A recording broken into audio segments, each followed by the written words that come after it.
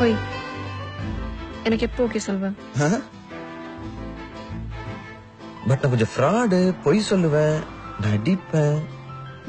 பரவாயில்ல, என்ன கல்யாணம் பண்ணிக்கோ, அட்ஜஸ்ட் பண்ணிக்கிறேன்.